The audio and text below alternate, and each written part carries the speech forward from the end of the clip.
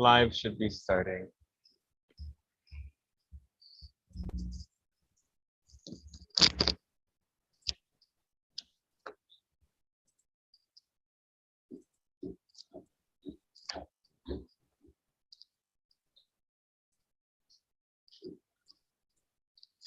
Welcome if you're watching live. If you'd like to join the Zoom chat room to ask your questions loud and just interact with everybody there, the link is now posted.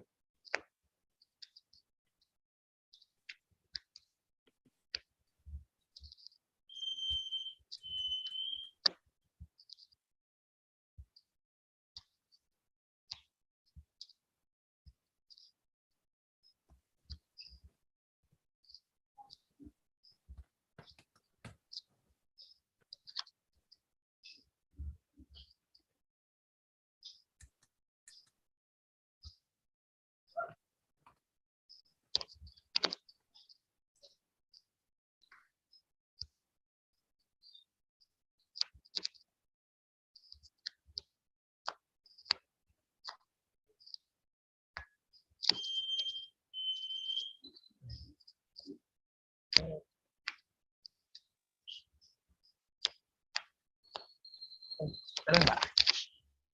Hello, everybody. Welcome to the weekly or a special edition of the Livestream Channeling Session.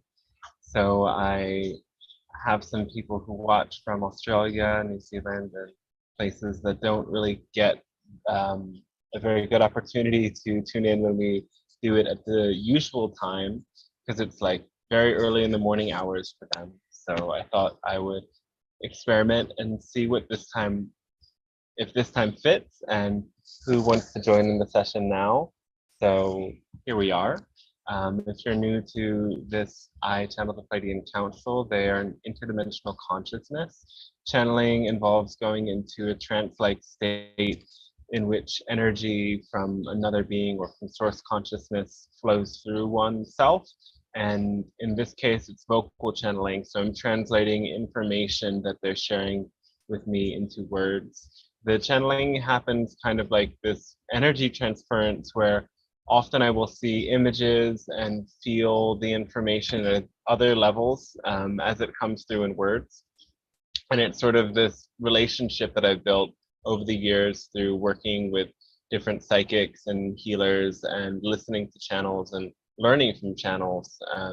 So it is something that most people can do if they don't vocal channel. You can learn how to develop this relationship with interdimensional beings or spirit guides in many different ways, and they can simply support you, letting you experience that you're much more than this physical human being, but your soul is multidimensional in nature and can go far beyond. So that's part of that. What we do here is helping people to expand to that level of awareness, but also it is about living a multidimensional life in all of the ways that align with our passion. The Pleiadian Council speaks so much about living in line with our passion, acting upon it, and following this formula. So whatever lights you up is your path to what many call ascension or spiritual awakening. So the guidance they offer allows us to tune into the best way to activate our own passion, and they can help us learn deeper about what it means to follow our intuition and about the negative belief systems that are in the way, as essentially that is all that's in the way, is that we've learned from society and from our families and from many other things that have influenced us, beliefs about ourselves and beliefs about how reality works that often prevent us from stepping into this magical embodiment of our own passion. And long before I started channeling, other channels brought through similar messages, and I listened and started applying them in my life, and I found it validated that it really works when you step into your passion and surrender to trust, and you do whatever it is that lights you up with the greatest love. Then everything in the world will fall into alignment in pretty miraculous ways, and you can start to develop this relationship with outer reality or the universe, where it's constantly teaching you and constantly guiding you and constantly helping you to know yourself more. And that is essentially why we've come here. So I hope this really serves you and you really enjoy it. And beyond the information that comes through, you're able to tap into this stream of energy that they bring in, because it's beyond just the words and the information. It's a transmission of energy. And that's how I first familiarize myself with channeling, was through Reiki and energy healing. You bring through an energy. So I'm first of all bringing through that energy, and the words support you in receiving that energy and integrating it. So I hope this really supports you. And if you want to dive deeper, I do offer personal sessions. I do teach a channeling course that is setting you up to learn how to channel different beings, but also to channel the highest version of yourself and channel your own passion and channel life, moving into this flow state where your intuition really guides you and you're able to see behind the scenes and between the lines, so to speak, so that you live a clear experience. So that program is enrolling at the beginning of April. And all the information's on my website, Dante Starshine. When you pop in there, you can get a email registration, and every week I send an email out with the link and any special offers and just updates about different things that I'm sharing. And the next big thing is the channeled book that compiles all of the Pleiadian's wisdom that has come through. And it's been a really long process. It's going to be a long book of like over 400 pages, I think. And I'm nearly on the tail end of the editing. So look forward to it in a month or so. So I'll stop talking about all of that and just let them come through, because that's why we're here. And if you benefit from this and you'd like to support, you can send a donation to any of the links that are there, or the accounts that are listed there in both the Zoom box and the YouTube chat. If you're watching on YouTube, I encourage you to join in on Zoom, because sometimes people have questions that we can't answer because just the text alone doesn't bring enough information in. So questions that are really challenging to answer are things that are in your personal life involving other people. We need to kind of have that direct connection to process those things, and the space is really open for that. So that's why I encourage you to ask the questions aloud. But if it's a general question about how this or that works and about something greater or more collective in general, then you can easily type that in and somebody will read it, and we can include you without your live participation in that way. So beyond that, just make sure that you're muted when you're not speaking, and I think that's it. Do you want one of us to host to read stuff, Dante? Liz is going to do that. Okay. And Lucas is going to be in charge of muting people who are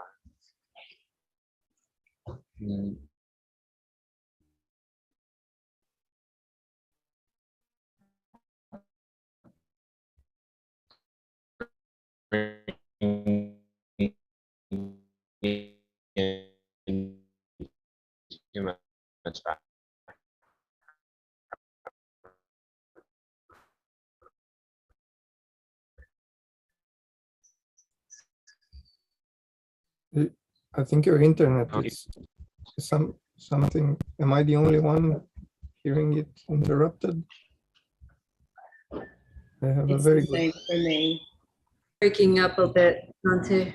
The connection's not so great. It's breaking up. Let me check that 1 second.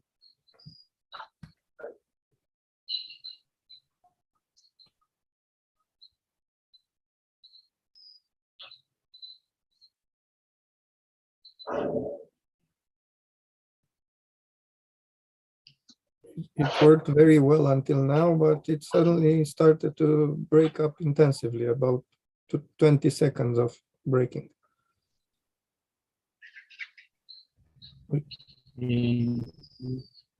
Well, according to this app, it looks like it's going well again. So is it still breaking up now? No. No. Okay. So if that happens, that's just what happens. It'll turn back on usually.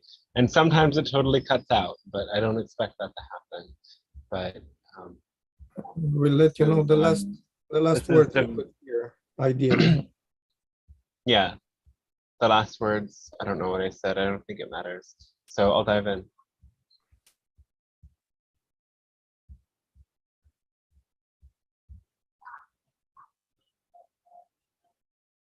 Hello, hello. We thank you for allowing this transmission to take place. As the Pleiadian Council, we speak on behalf of the Galactic Alliance and many other beings of the lights wishing to support your world through this process. So many of you term ascension. It's a pleasure and honor to establish contact with you in this way, as it allows for both your reality and our reality to expand through the reflections we offer each other. For this, we are deeply appreciative. And we welcome you to this grand process of awakening, which all of you are undergoing in your own way. So we open the space for your questions, your sharings, your musings at this time, and we will do our best to assist you in whatever ways we can.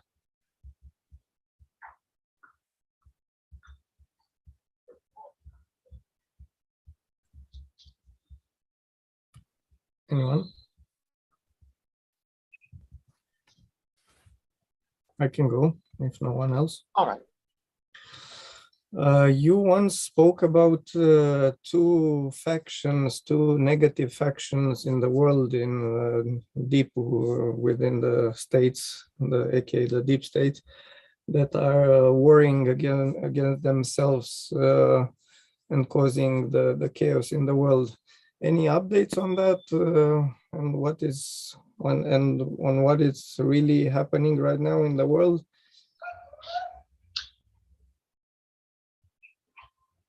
Well, right now you're seeing there is aggressions taking place in Eastern Europe between these two countries, Russia, Ukraine. And this is, in a sense, a stage to draw attention. And it is a real conflict. It is a real battle. Real people are struggling. Though the key to pay attention to here is that they're still hiding very much from you. They're hiding why actually this is taking place. And in regards to the different intentions and the different forces that are at work as a sort of shadow government, they've changed their priority a bit. Now, they've realized that they've stirred up just as much fear as they can with the idea of a virus. So now they are bringing your attention as a globe to the ideas of scarcity and the ideas of war. These are different fears that activate different parts of your brain. They are different fears that can bring people into different loops of subservience. Still, they will play out the story of the fear of the virus, the fear of your health, though it has lost some of its efficiency, and now they want to trigger something else in you. Of course, the battle between those on the inside of the shadow government has nothing to do with those on the outside. What is important for you to remember is that awakening is about unity. It is about bringing people together. It is about uniting forces. And so there is no winning when someone is losing. You must realize that living your own passion and living your own fulfillment supports others in following that same pathway. To be of service to others and to spread this love-based consciousness will be a very catalytic force in the process of your planet's awakening. And that's the most important thing that you can do. to tune out of the fear that they are attempting to instill in you, and instead bring your focus to the ways that you can spread love and peace and abundance. Because scarcity will be something that they will continue to toy with. They will trigger your sense of scarcity in all of the ways they can. The idea of economies collapsing and so on and so forth might be something you see very shortly.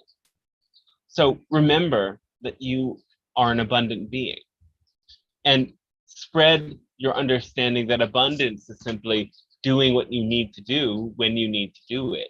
Don't let the fear of scarcity stop you from choosing what you're more passionate about than anything else. Mm-hmm. Mm-hmm. Okay, nice. Thank you. And another question would be, considering, as Bashar said, that everything is possible, but not always relevant, yes, for our evolution or for our excitement, let's say. I'm curious, where is the balance between our personal dreams and choices and the collective karma scenarios? Would we be able to shift, for example, overnight in a world where things are fully harmonious worldwide, for example? None of that happens overnight. Not even shifting to a state in which you are totally harmonious can happen overnight. It's a step-by-step process, because there are many different belief systems and subtle energies at work that keep you in a disempowered state. So the idea is that as you break those belief systems down one by one, you come into an empowered and harmonious state. And the more often you embody that state, the more that energy ripples out to the rest of your world. Yes, of course, but let's say I have a night, I have to take some ayahuasca or some mushrooms, and I clean up my belief. I think I already cleaned up most of my negative or limiting beliefs, but let's say I fully cleaned them all. Would I be able to go above the collective agreements and shift to that dream? You can, yes. Though, also, why is that really relevant? Because I'm quite fed up of the dysfunctionality of the world. I would rather, my excitement would be to live in a paradise, in a worldwide paradise, where I will be able to travel whatever and see harmony everywhere. Well, that might be something you choose, and many people have already chosen that. However, it's fewer, much fewer than the majority. This is why yogis and other sorts of beings choosing fully a spiritual life have gone away into the mountains or remote places to fully focus on being in that spiritual state of consciousness. So here the idea is they've gone to another plane, just as you are saying you want to go to another plane, but who is there with them? Few people choose to follow that path, and the only ones who can follow that path are the ones that go out of their way and renounce and let go of certain things that they might otherwise be passionate about, to follow that path completely. So if you transcend to another plane where there is nothing holding you back, and you are, in a sense, able to move through astral planes and beyond, sure, you can do it, but how many people are ready for that? How many people can you teach? Well, not in an astral. I would like to do it in a physical plane, fully in this physical plane, to access another version of the planet, another version of the dream. Isn't that the same thing? Well, that happens every time you shift your vibration. You change the planet that you're on. I know that, but I would like to make the change much more radical, way more radical. All right. Well, remember that when you insist, you resist, and you block energy from flowing. I am aware of that. But I was curious, essentially, how much do the collective themes and agreements have an influence on me, and how would I be able to transcend those? As much as you allow them to. Yeah. So it still depends on my beliefs. Do you perceive me having some themes that, some chosen themes that have limited that? Well, if you had no beliefs in the way, you would have no resistance to the level of collective vibration. You'd simply see it for what it is. So it takes a certain belief about other people and about the masses to have that level of resistance to this planet now as it is. So here the idea is, if you want to be in a higher vibration of Earth, you have to clear those beliefs. These might be beliefs about other people and about society, and they shape the way that you see the world around you, and it shapes the reality you inhabit. So by releasing them and stopping to insist that the world changes so radically, you can experience more positive aspects of the world already as it is. Yeah, that might be very true. Thank you. Of me having some beliefs about how things are, but Yeah, they tends to be quite quite material, quite real. Let's see, in a sense. well, things can be dense, but you also define that density. So look at the definitions you have around dense experiences and dense people. Do you have frustration, anger, or hatred for these people? If you do, you also have the same anger, frustration, and hatred to aspects of yourself. Remember, at this universal level, there is no other, and there's only one thing, one being, one all that is. So those other aspects of your society that you have this resistance to reflect to you aspects of yourself that you are in resistance to, but you are not looking so clearly at those aspects of yourself. Otherwise, you wouldn't be asking these questions. Yeah, that's true. Yep, thank you. My questions were quite long. If anyone else would like to answer. Yes, our thanks to you.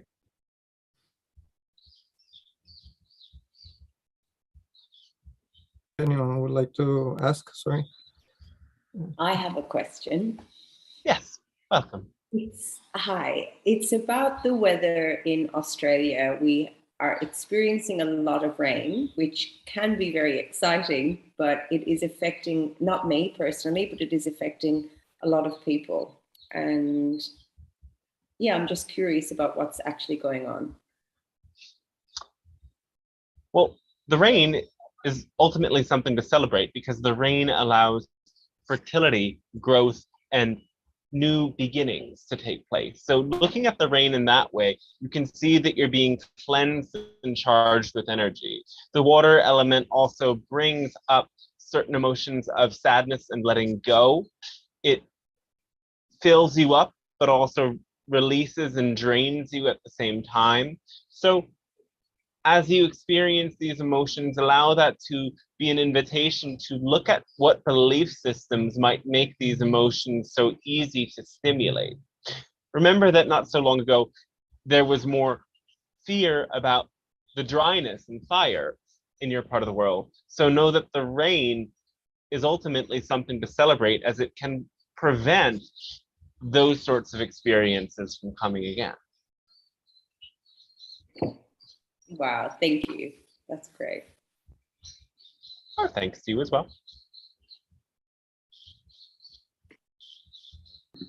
Hi there. Hello, welcome.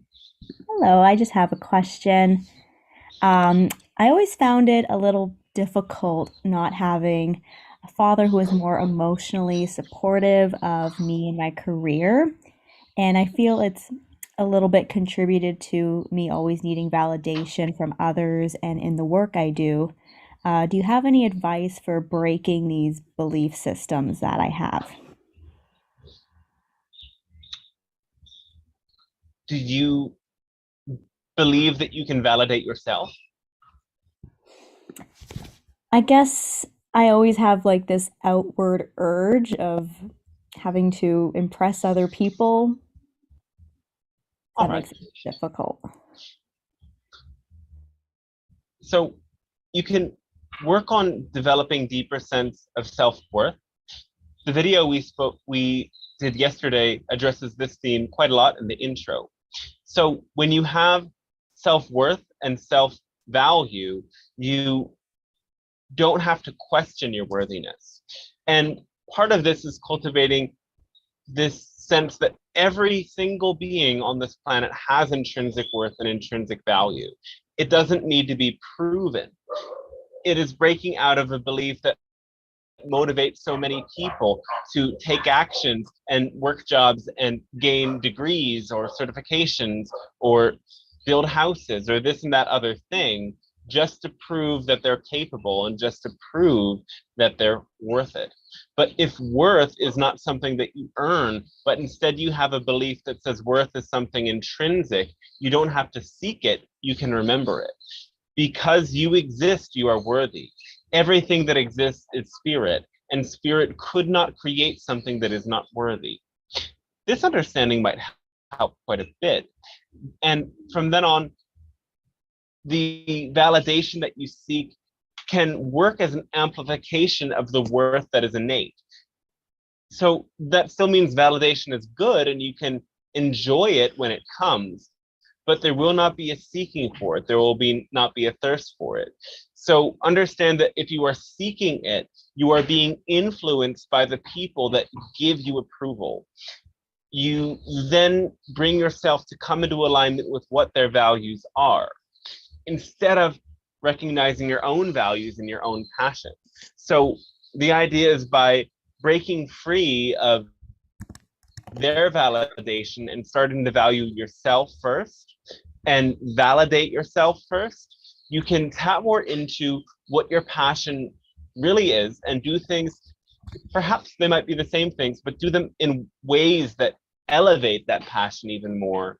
And then you will find that you actually gain more validation, not less. But because you're not needing it, because you're only overfilling your cup when you receive that validation, you'll have more energy to share and harness. Okay. Yeah, I really appreciate that. And I really enjoyed the session you did yesterday. When I saw the title saying you are valued, I thought that was like so in sync. So definitely is helping me a lot. And I do have one final question. Yes. I don't know if you can answer this, but I do feel a little bit of a stronger connection to Germany during this time for some reason. I feel like I've spent lifetimes there, so I don't know if there's any like details you can provide me on this. Do you have any ancestry tracing to there? Yes, I've been looking at my ancestry tree, and I didn't know I had a lot of people from hundreds of years ago that came from there, so that was really interesting. You can connect with your ancestors, invite them in as you would any spirit guide, and specifically request for your guardian ancestors, those who have reached a certain level of mastery, to be present with you. You're feeling this attraction partly because there's some beings from your lineage that want to reach out to you and offer you their support, to remind you of where you've come from and certain gifts that are alive within your genes. Awesome. That's great. All done. Thank you. Well, thanks to you as well. And also, if you feel inspired to go to that place, if it's exciting for you, that might be relevant as well. Pay attention to the signs and synchronicities as to the timing. And when the call feels full and complete, take the step and you will be surprised by the connections that might arise there. Right. I have been looking at photos of certain areas there that I feel drawn to and the images, so definitely something I'm thinking of doing. All right. Well, follow your passion and see where it leads.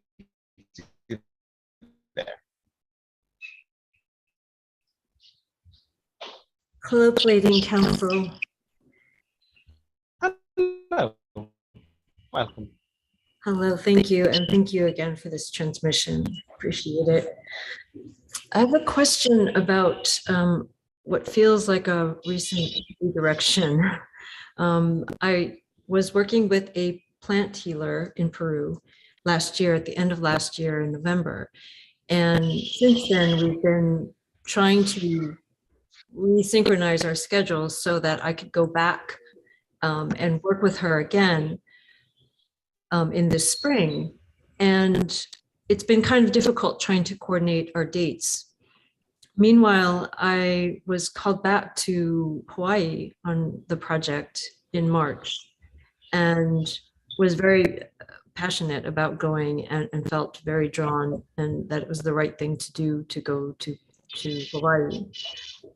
And when I came back from Hawaii, it was at that moment that I actually was able to coordinate dates with the woman healer in Peru, but it didn't quite work out. And I think she seemed quite upset that I wasn't able to, that we weren't able to coordinate. And I feel badly about that. I want to still connect with her at some point, but I feel as though I'm being redirected somehow, and I'm not sure how to interpret that or how to move forward, or if that means I should walk away from that particular healer. And I was wondering if you could help me decipher some of this, or if you could share some insights. Thank you. It could simply mean that the timing isn't right. You might still have a connection with this person and you can work it out at the time that it fits, but it might not be right now. If the project in Hawaii is a greater excitement right now, then that is the path to take. If you can fit them both in, then that is also great. But if it doesn't line up, that means that it's simply not meant to be. The universe wouldn't make a misconnection that was really meant for you. Yes. So when it doesn't line up, accept the postponement and know that the energy might be there at another time, or it might not be. You'll find out when you really need to know. Yes, thank you. I'm trying to, I still have a passion to do it, but I'm very much trying to not insist on outcomes and trying to stay open to that. So, I appreciate that. So in other words, I should just continue to follow my passion, and that way I'll, if it's supposed to happen, it will synchronize at a different. Okay. Thank you so much. Remember, passion is both the way to accelerate your energy and to raise your vibration, and it's also the organizing principle. So when you follow your passion, all of the dates and time arrangements will be made automatically by the universe. You might still have to fill in the gaps with your own mind to figure out mentally how that fits together, but recognize if it doesn't fit together, the universe and your higher self has a different plan for you. Passion is what will organize it and figure out the perfect timing for every detail. Okay. May I ask a short follow-up question to this? So while I was in Hawaii this last time, I was very honored to be appointed as an advisor to the government of Hawaii. And the leader there said something about him doing that in order to help protect me. And I'm just curious if you might have any insights of what he might have meant by that, or if I should, is there a deeper understanding for me? We interpret this to mean that there might be people that would not approve of your involvement if you were anybody. So having this official title allows them to give you a certain degree of respect and authority so that you don't take on negative energy from other people. Okay. Thank you. That makes absolute sense that resonates, that very much speaks to how he leads and how he connects with people. So thank you, Pleiadians.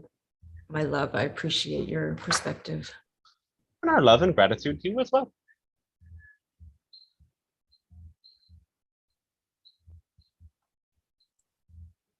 Anyone else with questions? Mr. Matthews, question?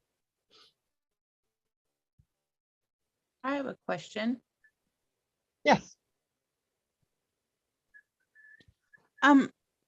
Recently I've been experiencing that when I eat certain foods, that I am tasting like what I say, any type of additive, preservative, poison that might be in things. And generally I eat healthy, but there has been a time or two that I ate something that wasn't healthy. Maybe it was a candy bar or something, and it literally tastes like poison to me. And this is a very new thing. And I have also had some smelling issues. This last year, I got sick with some sort of virus, maybe that's going around, and things are not smelling the same to me. A lot of I've been getting a lot of things smelling like diesel, which I guess is like a legit problem that people are having. So I'm just curious. They both feel, I know sometimes smelling and tasting go together, but overall things are very sensitive in that way. And I just wondered, is this something that a supplement or something could help, or if this is more of an upgrade of sorts that has taken place? If there's something or anything that I should be doing about it, or if it will pass over time, if you have any suggestions for me.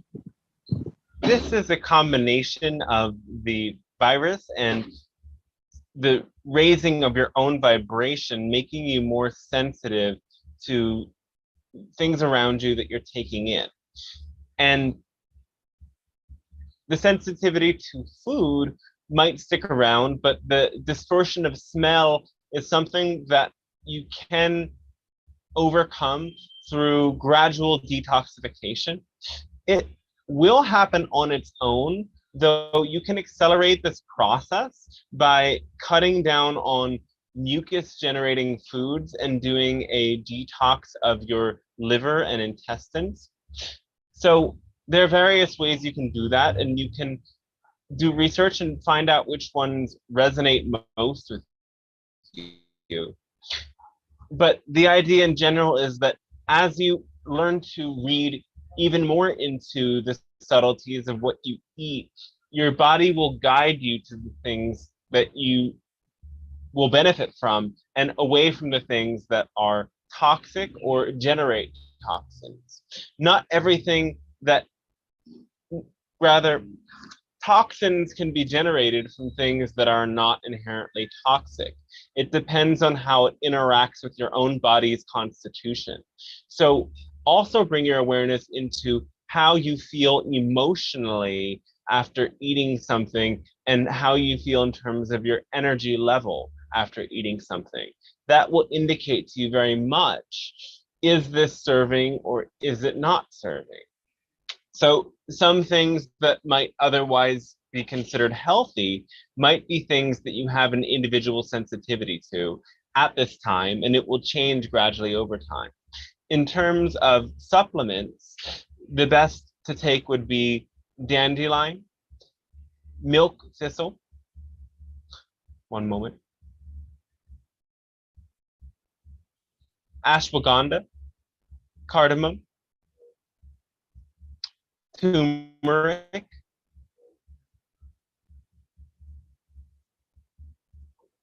and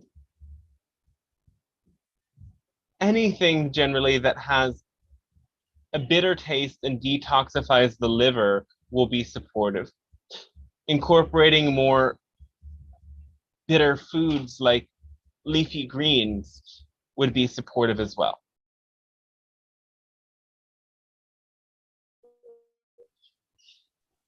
Thank you. That's very helpful. As far as the sinuses clearing, I actually have some rape that I have never done. And for some reason, it just made me think, I wonder if that would be a quick sort of like clearing of that whole area. What do you think about that?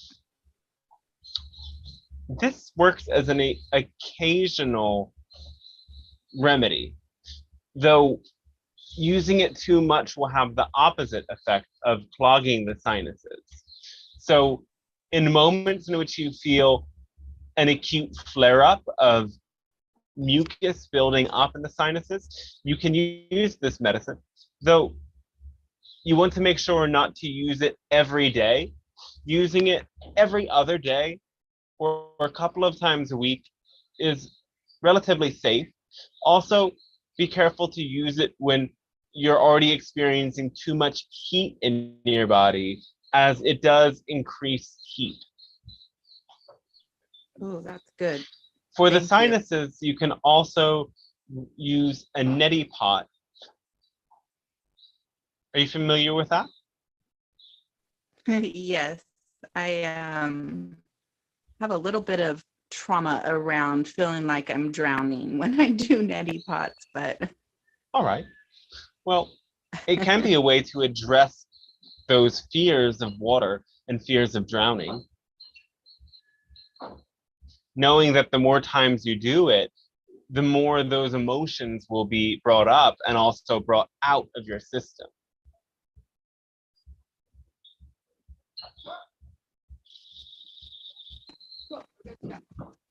thank you so much. Yes. And remember, mucus is the main reason why the smell is being altered.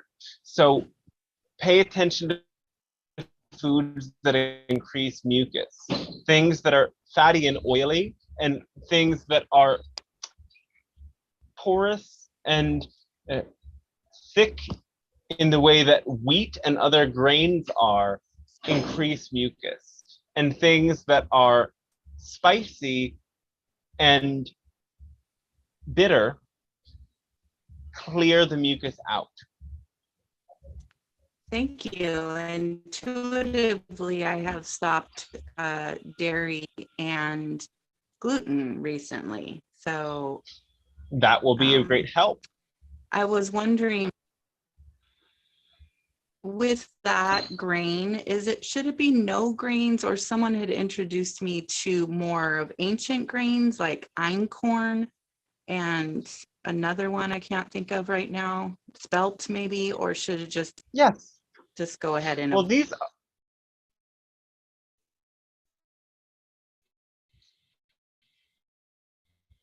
other ancient grains are less harmful than wheat and less properties. I encourage you to use these grains when you have a strong ear for an old familiar food, be to have a more mucusless body and generate much less inflammation in the body.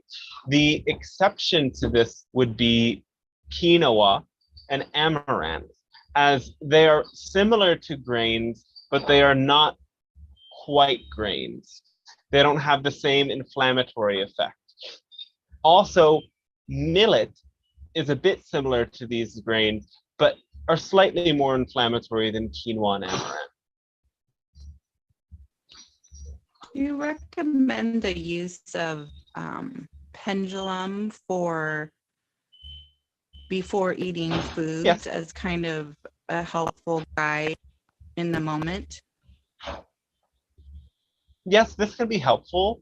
Muscle testing can be helpful, or simply tuning into your body awareness of what is getting activated can be helpful. Everybody will have their own tool or permission slip that resonates most for them. All right. Perfect. Thank you. Oh, thanks to you as well.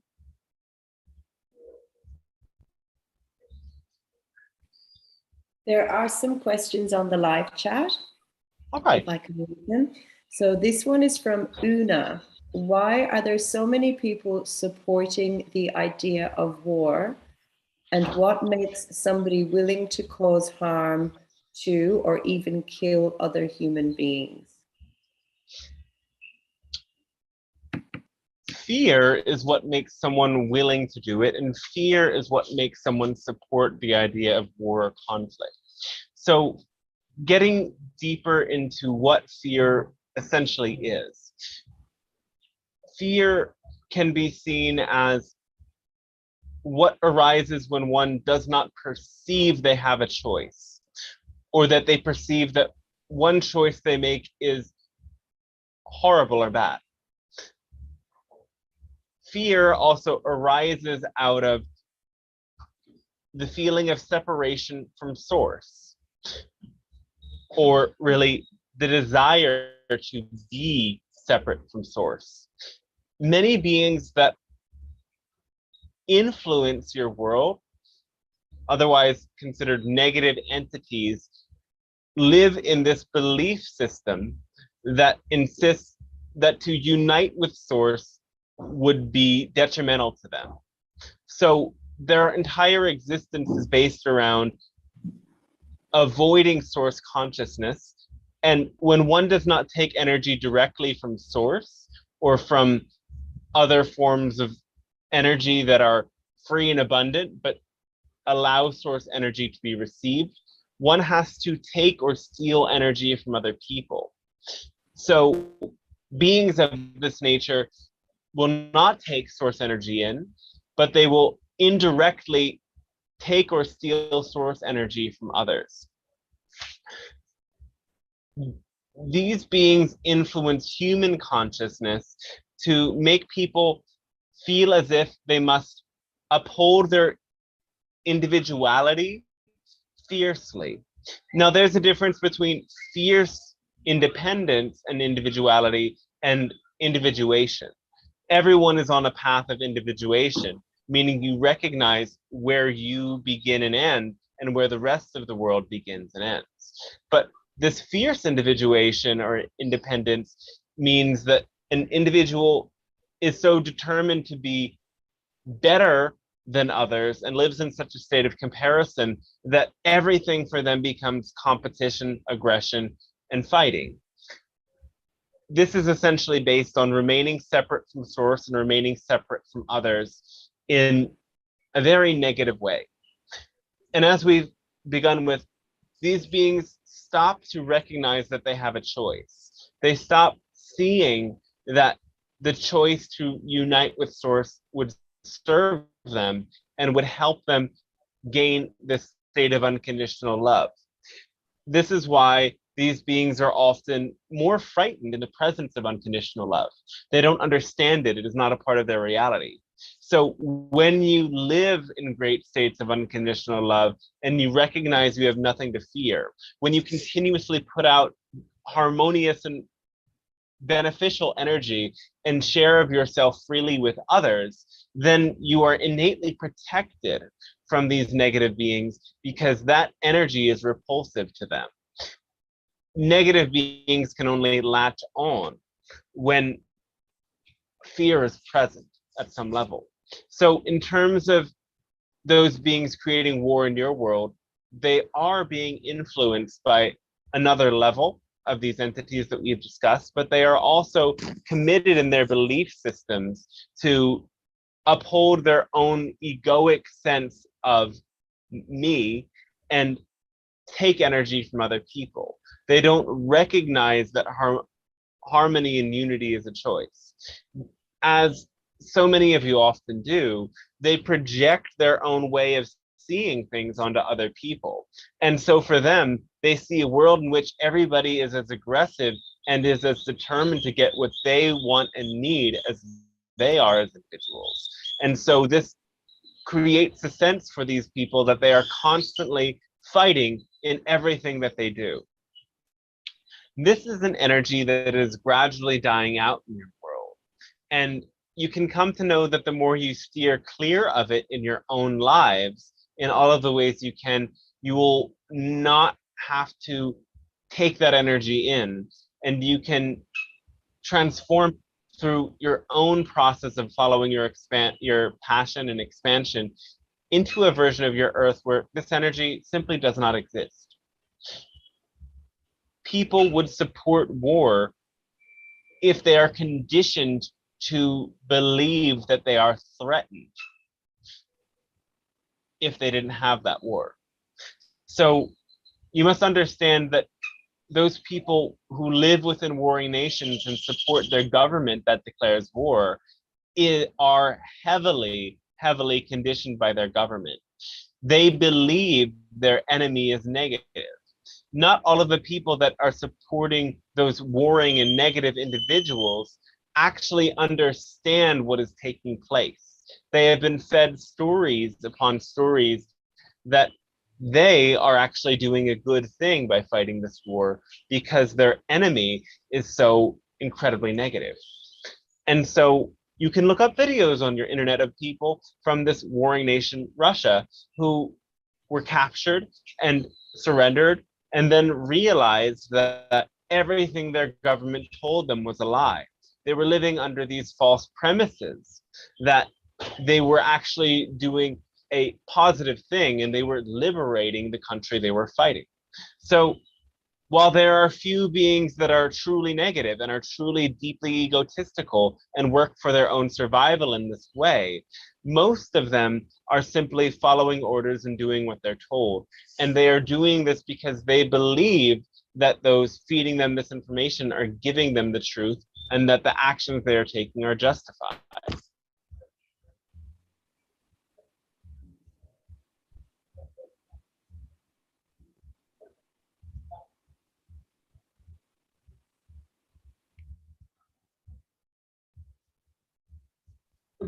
Hi guys, I could ask a question. All right. Howdy. We were pretty sick a couple of weeks ago. You'd never freaking believe it, would you? It seems so uncommon for you, though. Yes. Since then, I've probably had heightened times of anxiety, and it's probably my general energy levels and thinking, you know, am I fit enough to go back into a manual sort of job right now? How would I last? 8 hours, 40-hour week type of thing, and just you know, that boredom of going around in circles and you know, a fair bit ahead of me to set up an online business and resource for my injury resistance training stuff. All of that, lot of fairly big anxiety episodes coming through, and you know, I'm lucky that I'm quite experienced in meditation, a lot of different meditations, and for years. That I can sort of just hone in to a place, or at least believe I can, into a place, be the only place, that calming place, and I get instant relief. It's I guess that doorway, and I can get there within seconds. And I know the commitment is the thing that we have choice around, whether we utilize our ability to get there, or we hang ourselves out by dealing with the world and our perceptions of it. So I just sort of wanted to reference that, and also understand the things that we probably do have hang-ups about. They're all doors. So, you know, if I've had a hassle with money in the past, then it's a doorway. If I've had a hassle with being productive, then it's another doorway. And I guess it makes me think of something I was listening to yesterday. Matt Kahn was asking he was discussing that it's our body on the journey, on the spiritual journey. It's not our thoughts, it's not our past, it's not our soul, not our anything really. It's we've got to take our body along on this unraveling into the spiritual journey. Just wanted to ask your thoughts on any of those things. Yes. So, indeed, as you go through a certain challenge in your life, that lesson becomes something that is a part of you. You can embody that lesson and recall it for whenever you face a similar challenge again, or when somebody else faces that challenge. Sometimes you go through certain lessons just because you are meant to be a teacher of that lesson. So using these techniques to help you find that state of balance is key, so that you will always be in equilibrium.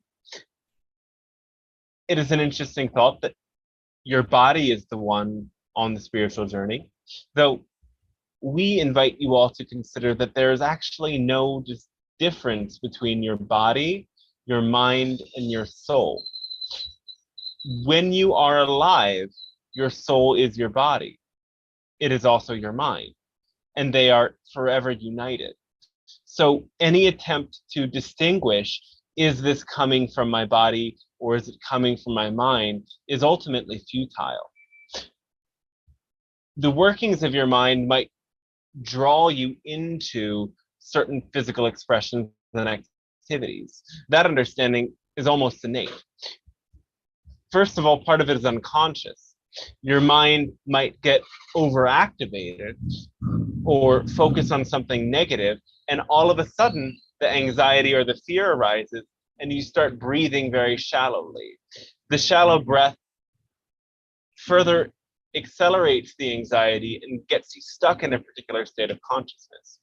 Yet something pleasing and enjoyable happens in your life and you are blown away by it and brought into a state of rapture.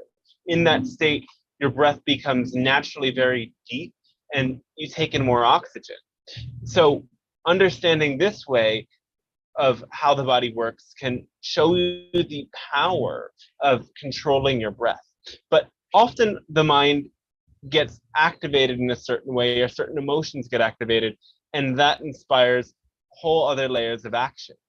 So because of certain thoughts, you begin an activity or begin a work or begin to slouch or begin to interact with a particular person. Everything that you choose to do with your body first originates in the mind, and vice versa. If you learn to control your body, you also come to control the mind. Now, as it has to do with this idea of dis-ease, remember as well that the severity to which you suffer the effect of a virus has to do very much with your own immune system. Your immune system is reflective of the energies that you take in to protect yourself. Are you taking in energies in a fear-based or a love-based way? The immune system starts to struggle when there are many inflammatory foods or inflammatory energies in your body.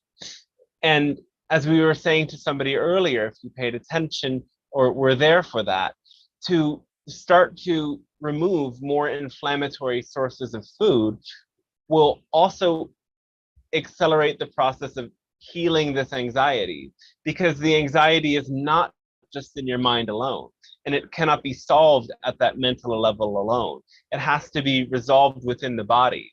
So it then has to do with the foods that you take into the body and the way that you hold your body, the posture, the breath, and the care you give for your own body. So yes, that idea is helpful to consider. You really are your body, and the needs of your body are the needs of your soul. If you can bring your body into the most harmonious state, your soul will also come to be in that peaceful state. So in this way, becoming non-dual in your awareness, dissolving the sense that there's any difference from your body and from your mind, will help you to come into these deeper levels of integration and recognize that the anxiety has as much to do with the body as it has to do with the thoughts. The thoughts are a very subtle level, and what is much more important and powerful are physical actions. To change your thoughts is the first step into initiating changes in your actions. And some people do not know how to change their thoughts, and this is why it's so important to learn. Though once you change your thoughts, you have to change your actions too, or you cannot experience real results. So we hope that sharing reflects some of the things you might have been seeking with yours. Thank you. Really great. Much appreciated. Oh, our appreciation to you as well. Anything else? Any?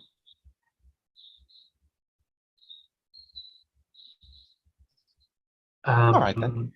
Oh, Fee, okay. Fee here, Fee here has been experiencing cravings, food cravings, first time really ever since our bit of a bout.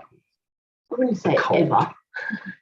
I do crave foods, but I don't crave chocolates and lollies and bread and stuff. I haven't craved it for a long time. But since we were very sick, I was craving the foods. Yeah, just horrible foods. And then we got really, really, really sick. And I feel like I'm still craving them now, going into getting better. So is there, yeah. Well, recognize that there are new bacteria in your body. First of all, there is this virus, but also the virus lowers your immunity so that other bacteria can enter.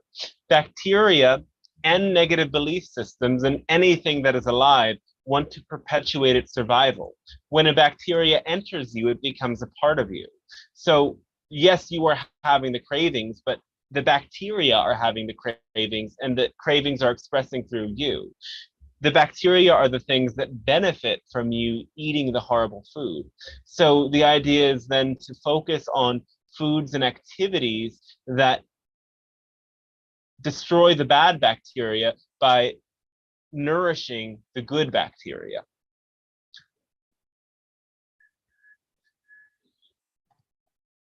Just one quick question. We felt parched, severely parched, no matter how much water we're drinking. Should we be, well, magnesium, we'll go and get some today, but just wondering what else we could add to our water intake.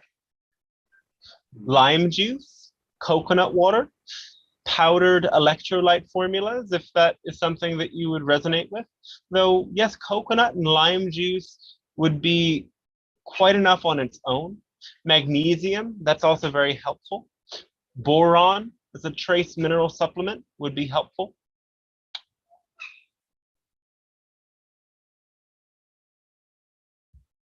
Awesome. Thank you. Hey, thanks so much, man. Yes, our thanks to you as well.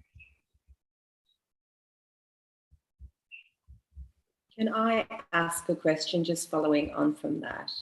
Yes. So what is the best diet to reduce inflammation? And what are the best non-inflammatory foods?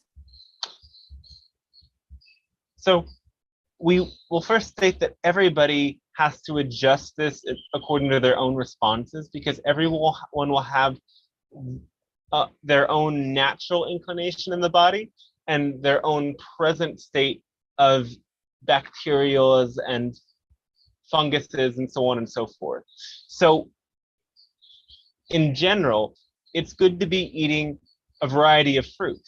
However, if one experiences overgrowth of candida, they cannot eat a lot of fruit. So you need to address your body in the present state, and in order to find the right diet, you have to know the properties of food in general, and also the properties of certain states of being. For example, a cold or a flu increases mucus and increases the presence of certain elements in the body.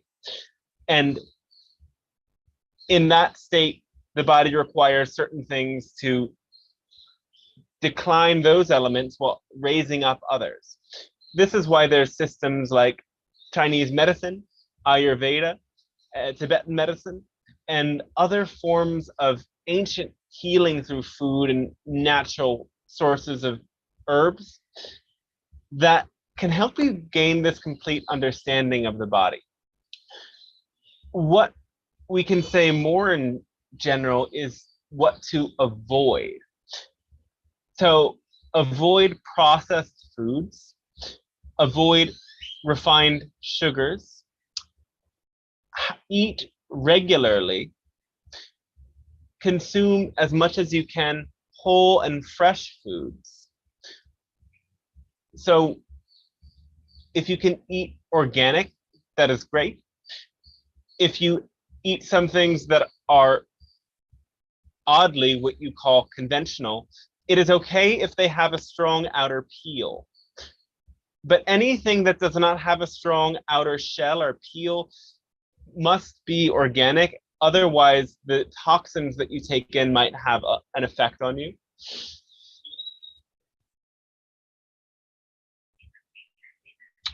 Dairy products and meat products are mostly inflammatory and detrimental. However, if somebody has a strong belief system insisting that they still need these things, it would not serve them to stop eating them.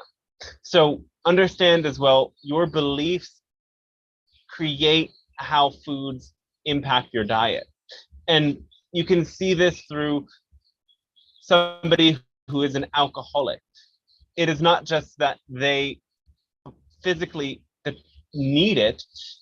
Part of that comes through the belief that they have about it. To cut off from it would cause them more pain than to continue using something that is clearly toxic. So somebody has to be willing to change and let go of their belief systems before they can adjust to this most ideal diet. You don't really need any animal products, though you do need some protein. And if you struggle to have protein, some people may still enjoy eggs, fish, even chicken without having that problem of excessive inflammation. Though the ideal place to get to is to not use any of those things. Refined sugars, we say a second time because it is quite important, and because your world is so dependent and addicted to them, and they sneak them in things you consume without recognizing it. Anyway, this refined sugar is very, very detrimental, and it increases the growth of many negative bacteria, and it changes your brain state in a way that you become quite dependent upon it for energy and general emotional balance. So cutting out the sugar is very helpful. If you feel as if you need the sugar, recognize, as we've said earlier, that there are bacteria in you that depend on the sugar to live on.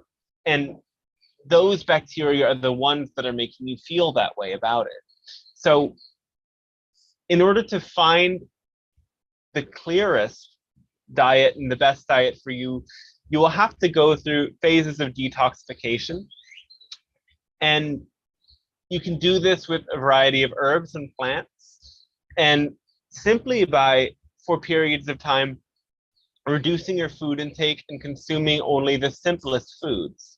There are many different detoxes and cleanses out there. So if one calls to you and resonates with you as you are hearing about it, then it is probably meant for you. So experience detoxes and phases, and make sure that you have enough time to adequately balance yourself afterwards. Your body knows. So beyond a craving, there is also an intuitive feeling. The craving will not come from deep within the gut. And when you attune yourself to the deep consciousness of your gut, you will actually be led to the foods that really benefit you intuitively. So learn to read your body when you feel good after eating, when you feel truly balanced and grounded, rather than overstimulated and led into more craving. Notice what foods bring you that nourishment. And as you come to prefer that state of nourishment, balance, and calmness above all else, your taste buds and your gut flora will adapt to that, and you'll be intuitively drawn to the things that really nourish you. Could I ask quickly, Dante, is iodine, and I think there's 3 different types, is that a super healer, an important thing? And I saw borax, like organically mined borax or something, was everyone raving about. I don't understand either of those 2 things. And is there anything else that you would take regularly, or recommend rather? These things can be beneficial. You need some amounts of them, though if you eat a diverse diet of different whole foods, especially fruits and vegetables, you will naturally get many of these things from that diet. So for example, the iodine can be found in kelp, chlorella, and spirulina.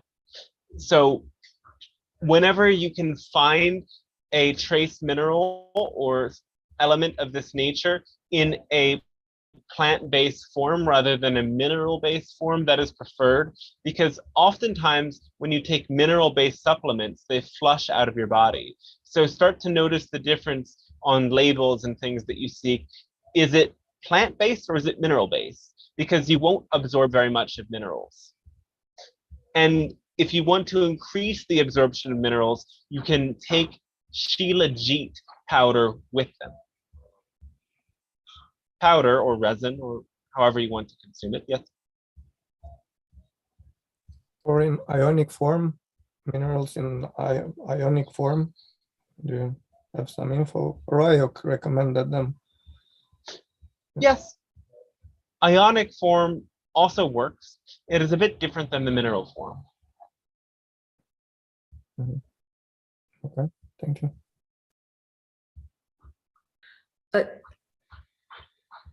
Hello, Pleiadian Council. I have hopefully a question. All right. Thank you.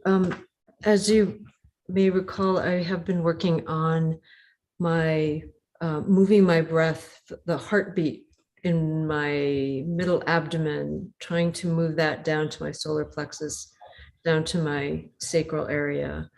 And I wonder if you would be so kind to take a read on how that is going, and if that might be something of another level of medical concern, because a friend did mention that he felt, or his acupuncturist felt, that it might be something I need to have medical attention to, in addition to working with my breath and various poses. Thank you.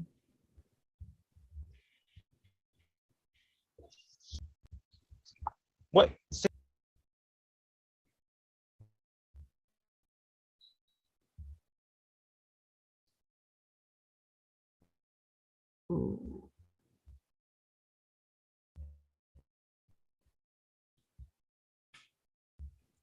Dante, you fully broke out. We only Hello? heard what simply means, probably. Oh. But What symptoms are you presently having with your digestion? It seems okay. I feel like there's definitely some congestion in my throat chakra. I feel there's some blockage in my breath. I feel not bloated, but there's some blockage in my chest area. In the morning, I do a series of stretches and twists, and I do sense some gas. Nothing that's debilitating, but I do sense some bubbles or excess gas in my middle abdomen near where that heartbeat is, where I'm trying to work on. Yes. And do you experience any constipation? Not lately. And generally I do not. Right. In the last, I have to say, in the last week after getting back from my trip from Hawaii, I did, which is very unusual for me. All right.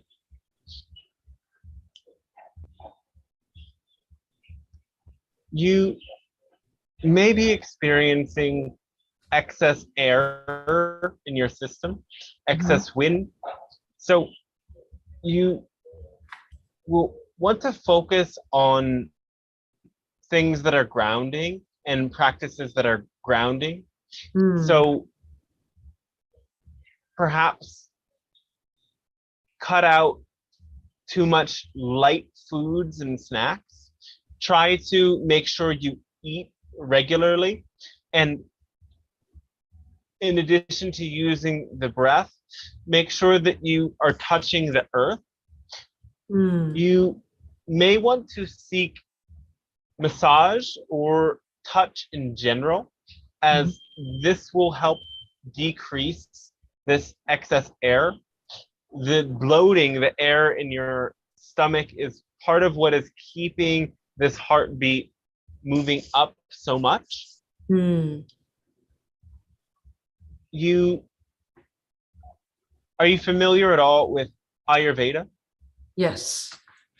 Yes, I am. If you can practice an anti-vata diet for some time, this will be of great assistance in supporting this. And if it does not resolve after 2 or 3 weeks, then you might want to consider what your friend has said about seeking medical attention. But we do suppose that it will clear up if you do clear out the air.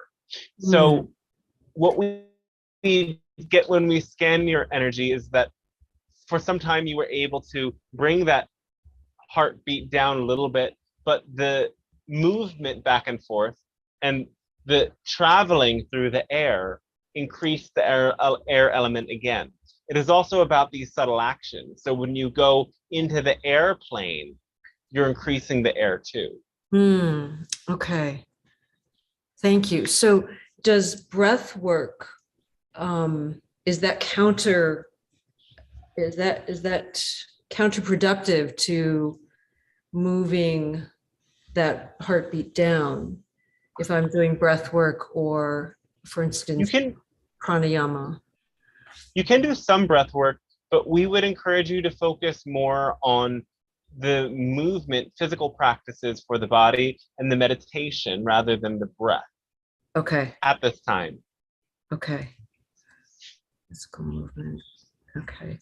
And do you have suggestions about physical movement, particular poses? At one point was very helpful. You mentioned bridge pose and boat pose. That has helped definitely focus or get feedback on that area. Is there other physical movements that you might suggest for me?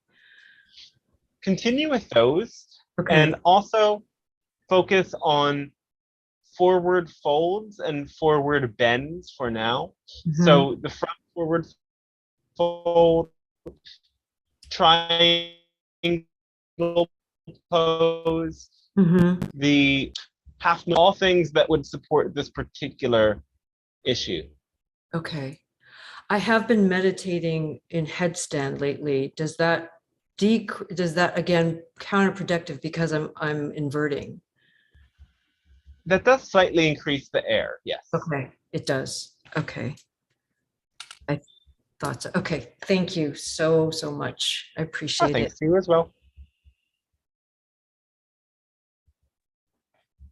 Hello, Great Council. How are you? Hello, you're fantastic indeed. It's an interesting roller coaster, but I'm glad to interact with you through this channel. It's been a while. Yes, and we are grateful to connect again as well. I have I have a bit of a questioning when it comes to vibration and what we do with it, or the interaction between us and vibration. I understand it's an aspect of mood, feeling, inner thoughts, inner musings, building, or I perceive it in a way as if it's building an aura around us, a bubble around us. I was wondering, if we keep a specific positive intention and positive perception as we go around, can we indirectly affect people around us without necessarily targeting or focusing specific people, but just kind of radiating this aura around? Oh yes, that happens all the time. Have you not noticed how this might happen to you? A certain person passes you and you feel all of a sudden a lightness, or more often you might feel a density. So your energy is impacting the field around you all the time, and you can go living your passion and living in your own highest vibration, and it will leave a ripple impact on others. It will affect most beneficially those people who want to and are willing to choose to raise their own vibration. Though there are others who do not believe they are capable of raising their vibration, or who do not wish to, who might have an increase in their resistance. That is all right as well. That is what they are choosing. And I guess that leads up to a follow-up that I had in regards to that, and also somewhat of a personal experience.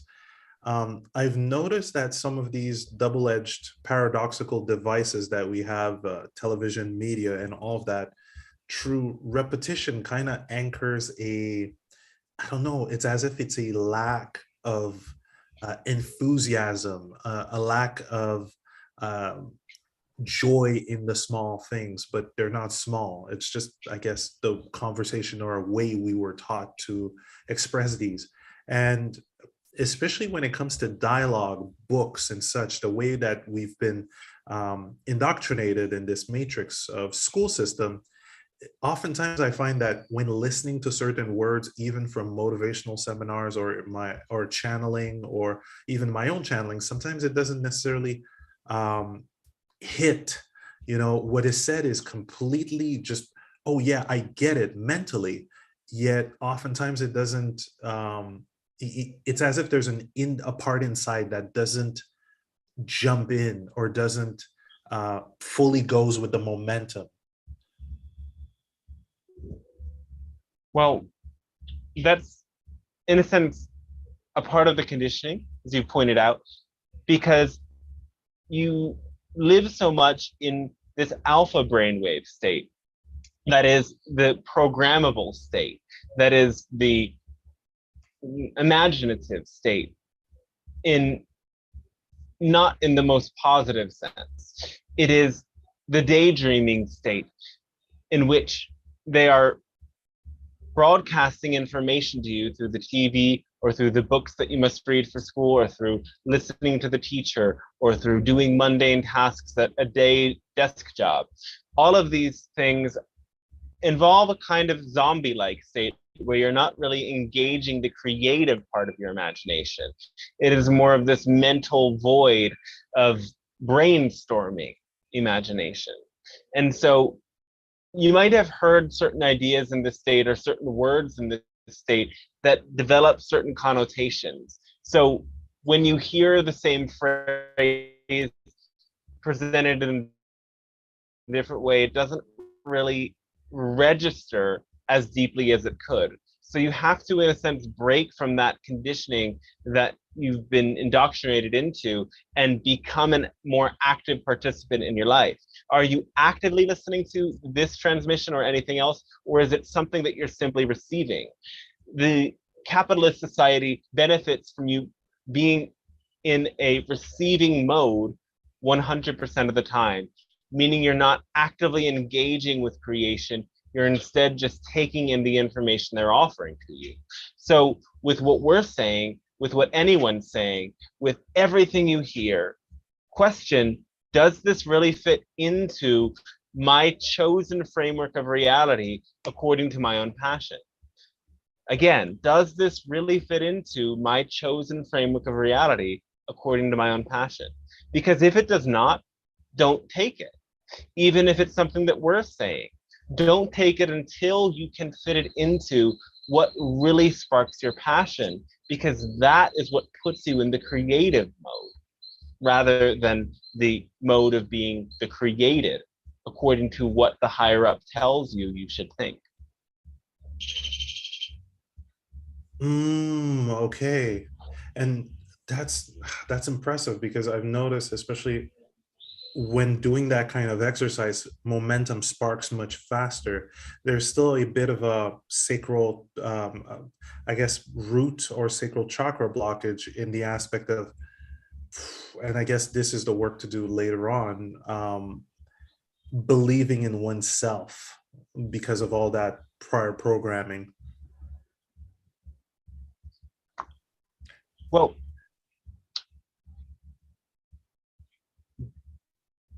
you have to look at what aspect of that prior programming has led you to not believe in yourself.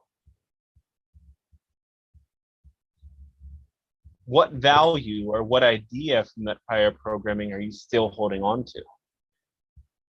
I guess it would be taking some time to unhook the idea of competition and or one's value through competition or comparing with others. Yes.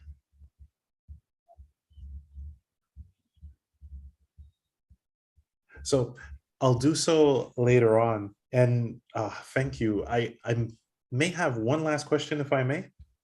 Well, we'll just comment on that again, Okay. because it's important that you step out of the framework of comparison. Competition might still be alive to some extent, but you can step out of comparison and recognize that your uniqueness is what is most important. And your unique expression gives you value that no others have. There might be more drawn to somebody who has a different expression because that's more common. But just because more people are drawn to it doesn't mean that it is better. It simply means that it's more commonplace. And not all of you want to be commonplace. Many of you who come here do not want to be commonplace. You would like instead to be the opposite of that. So don't look to what others are doing, because those who are the masses are often simply drawn to similarity, commonality, those things that are to them so normal. But that might not be your value. That might not be what you're interested in. So it doesn't matter how many are impacted by anything. It matters how deeply those who are impacted by something care about it and are inspired by it. That is what makes the bigger difference. It is about quality versus quantity. And so if it qualitatively matters to you, then it is the most important thing in your version of this universe, because you are, after all, your center of the universe. So what matters to you is what is most significant. And when you really get this, it stops mattering so much what all of the other people are attempting to convince you to do, or what your society is programming you to value. You can let all of that go to be the prime creator of your own experience of this universe. That is fantastic. Thank you. I'll definitely spend some more time in that flow. And, yes. And may I ask one last question? Yes, you may. I've recently had a transition. A family member had a transition to from their physical body to spirit, and it was this interesting zone where I understood the transition, but it still had to be in an area where the grieving process was happening. And it's fascinating because I don't necessarily, I've noticed various things changing around me at that point. And I was kind of wondering, is this a direct interaction with the spirit that has left? Is this, oh, wow. That's fascinating. Okay, wow, thank you. That's awesome. Especially recently after souls depart into spirit, they are more active on the astral planes of Earth.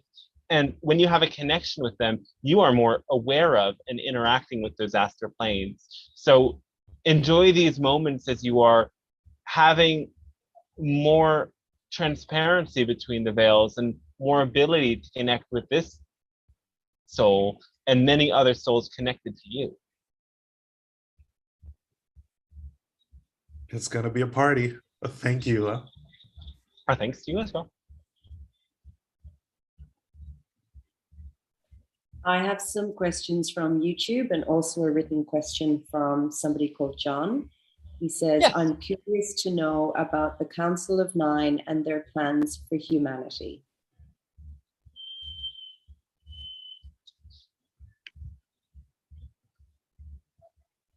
The Council of Nine are a group of spirit guides that work with your world. They are connected with intergalactic extraterrestrial beings such as ourselves.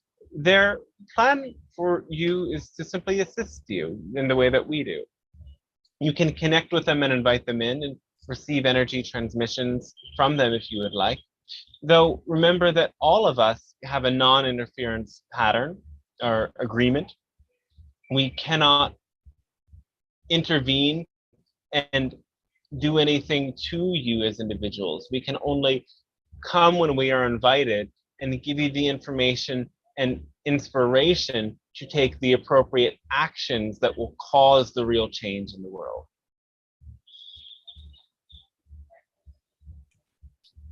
The next question is from Catherine.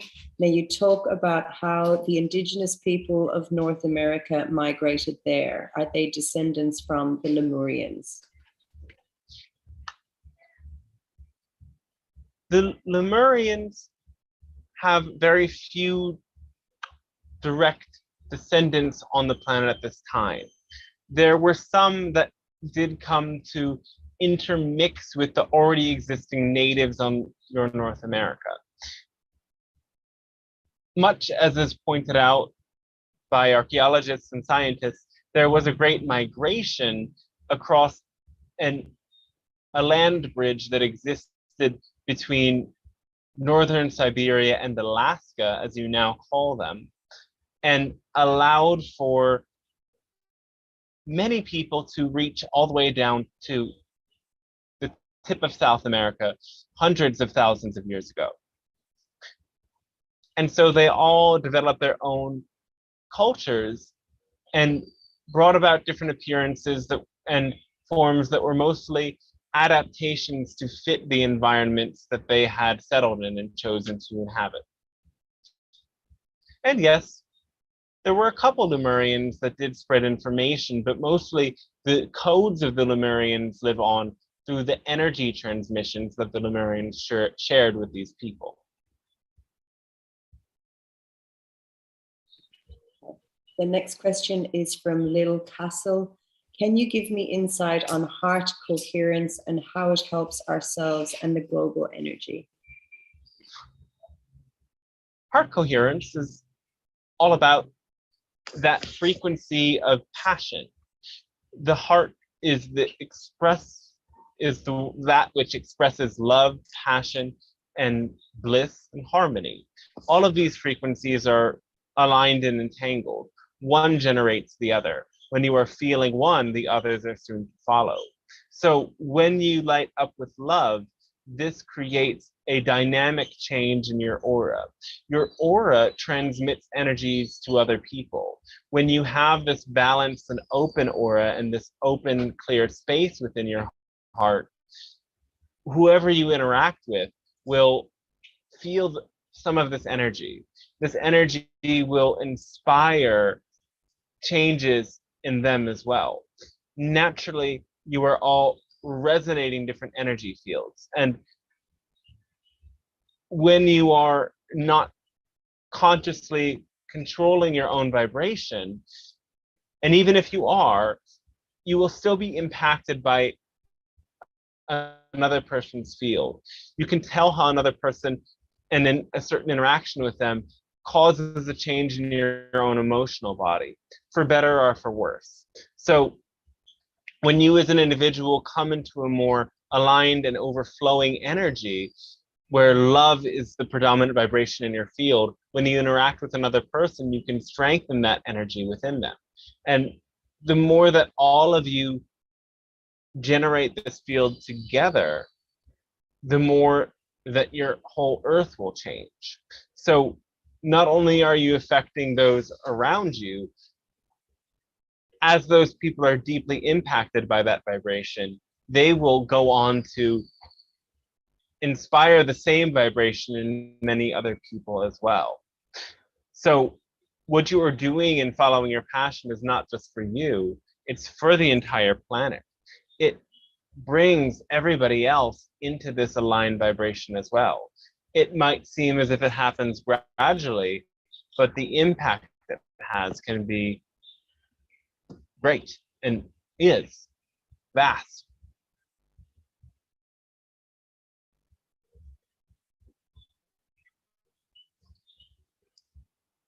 Okay. Any ideas, suggestions for diving into fasting, and any perspectives on fasting, the number of days, or what would you suggest for a good general detoxification? And maybe some foods that help you dive easily into fasting to compensate the cravings. Well, fasting is a way to reset your gut biome.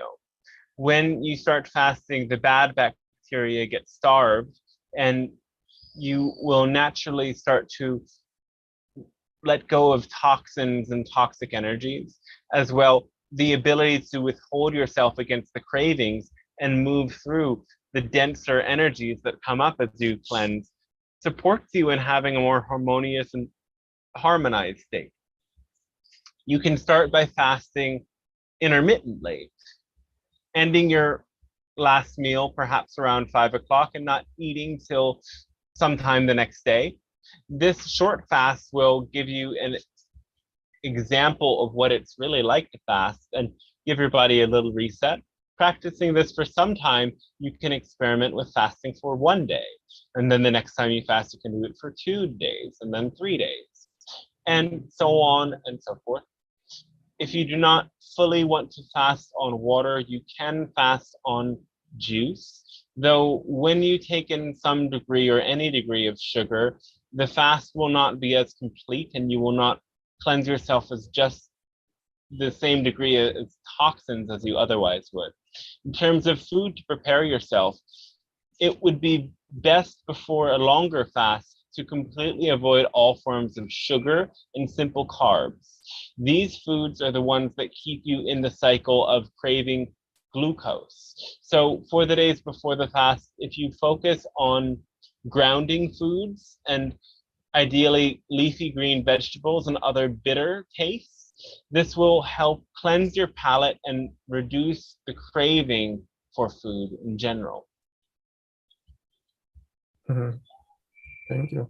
And Ryok spoke about some types of fasting with either with normal water or with how you call it, water without minerals in it. Any suggestions on how to differentiations or fasting optimization tips? Well, fasting with distilled water or demineralized water can help remove heavy metals from your system. If that's something that feels relevant for you, and it will be relevant for many of you because there are different ways that heavy metals seep into your body, you might want to experiment with this. There are a variety of other toxins that distilled water will cleanse from your system as well. Fasting with mineralized water will not have those effects, but will have the effect of removing many other kinds of toxins. So it's just beneficial, but in a different way. Oh, thanks. And there's a schedule for how many days per month would you recommend, or per year, of each type of fasting? It's up to an individual. It's based upon their constitution. Somebody who is still growing would ideally not fast too often.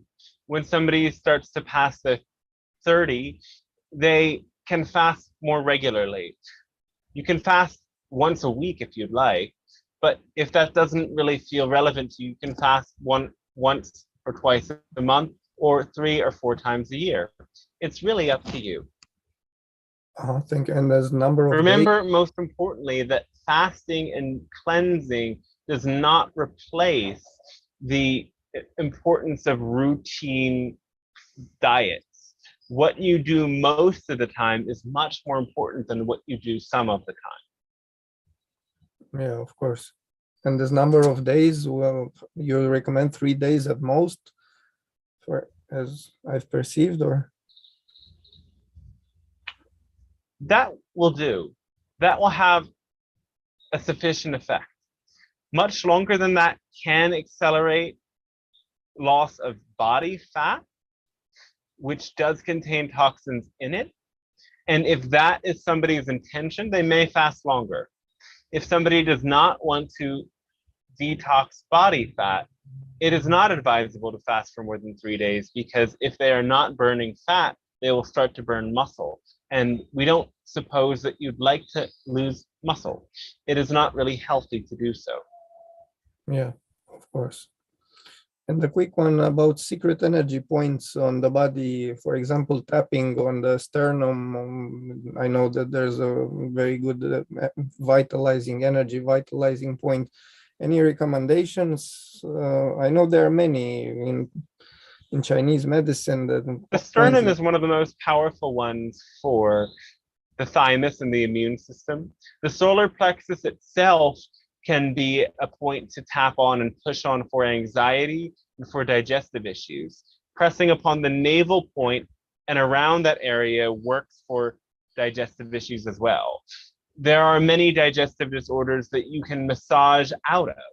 And this is why the yoga pose, bow pose, is very helpful whenever you are having a strong upset stomach.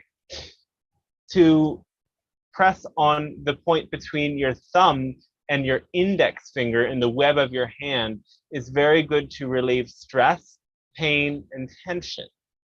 The point on above your lip is very helpful to increase focus. Whenever you are in a state of feeling brain fog or scattered under pressure, you can press on this point. Awesome. Awesome. Thank you. Thank you. Also, I see no one has raised a hand. Maybe some crystals to empower our intuition. Can I ask a question? Oh, yeah. Yes. Hello, Mahalo here. Hello. I wanted to ask. Hi. I wanted to ask about a friend who has tinnitus. Yes. He has sounds in his ear constantly and says it's like torture. And I wondered what that could be. It might be damage to the eardrums. But if it is not that, it can also be some sort of brain disorder. To remineralize the body and detox the body might assist with that. Sometimes people who are experiencing tinnitus might be hearing an inner psychic sound, and learning to listen to it differently might be very supportive for them. To focus on it in a way that they can hear the subtle undertones might help them awaken inner psychic power. Though, of course, this is not the case for everybody. Yes, I did wonder if it was a psychic message of some sort, but I'm not sure how to talk to him in a way that would guide him. We're not sure either, as we cannot scan his body without him directly here.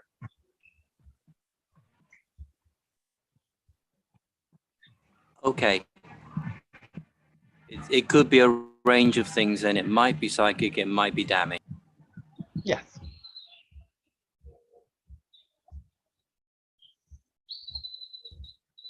Something else? All right. Yeah, I was asking about. Anybody else have a question at this time?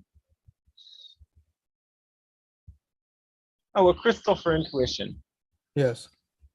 Amethyst, lapis, moldavite. Really depends on the kind of intuition, because intuition means a lot of different things.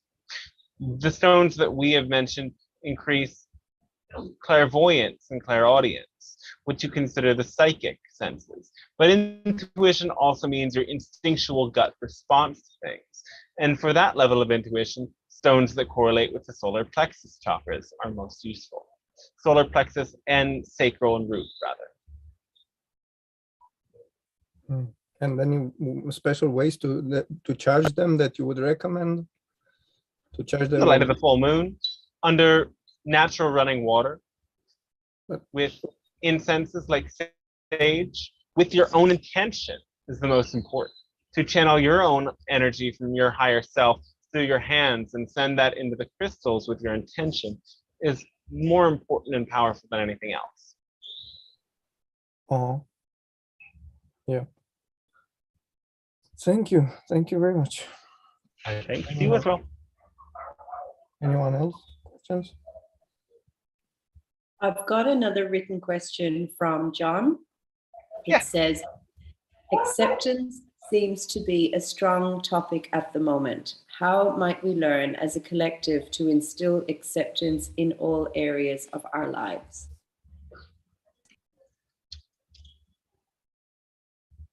The most helpful thing to do is to recognize that the universe has already accepted it. If the universe did not accept what is, it would not be what it is. So in this moment, everything that has taken place is arranged by the universe. And if you believe and trust that the universe has a higher intelligence in it, and you've seen that higher intelligence work in many other areas of your life where miracles and wondrous things have come into alignment beyond what you imagined was possible, then why would the universe not bring this very moment into a state that is also perfect and aligned? Accepting what is more helpful when you recognize that the universe cannot make mistakes, and the universe has already accepted this exactly as it is.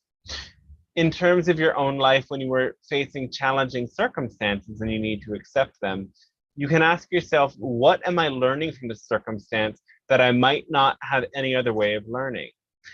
It can often be that you might really think that you want something, but your heart and your soul are directing you to a different sort of experience. So sometimes the moment of being paralyzed in your inability to manifest what you're desiring is actually showing you that your desire is not coming from the deepest level of your soul, but it's coming from the superficial level of your conditioned beliefs. So by coming to perceive what conditioned beliefs are making me think that I want this thing when actually there's a deeper inner calling, then you are able to move more directly in alignment with your source self, with your heart center, in alignment with your passion. But sometimes this might not be the case, and you do have true passion for something that you're pursuing, but you still experience a block. In these moments, we encourage you to pray, really, that the block is removed. And there are many different figures and techniques and permission slips that you can use in order for the block to be removed. It's implied within all of these tools that you surrender your faith to this higher power, asking humbly that what is in your way goes. And if you do this correctly without attachment, and what's in your way still does not go, then you can accept that as the universe redirecting you so that you can take a different pathway. This other pathway, while it might not be as direct, will still get you exactly where you need to go. So you can trust that if you don't get it right here and now, the universe will still offer it to you if it's really meant for you and if it's really in alignment with your soul's path. So trusting in the universe's timing is key in cultivating this acceptance as well. You also might need to accept that certain energies leave your life or certain people leave your life. And to really practice acceptance, it's good to come back to understanding what your most basic needs are.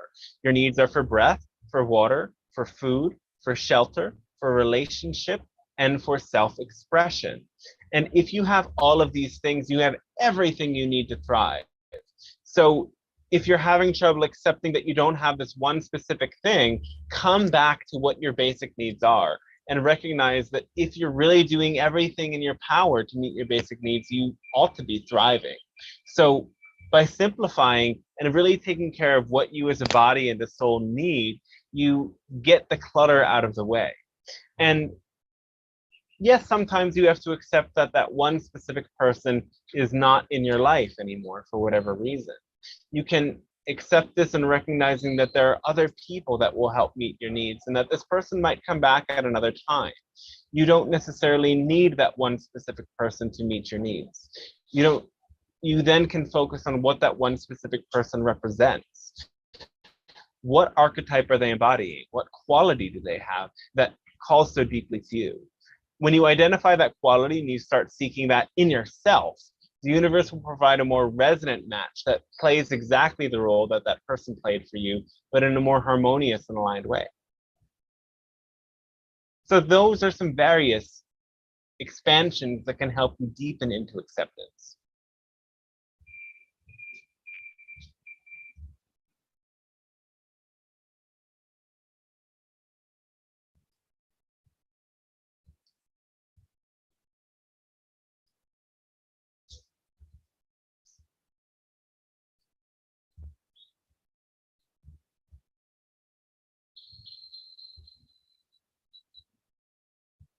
All right. Are there any last questions? I would be able to ask one. One. Yes, thank you. This one for myself personally. If you are able to fully connect to my energy, would you suggest something for balancing it out, balancing my chakras and stuff like that?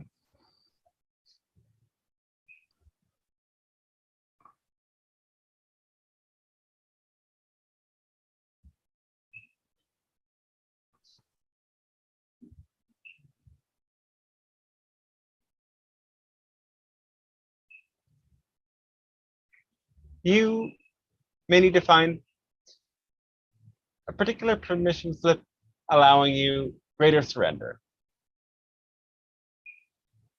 We cannot say exactly what it is.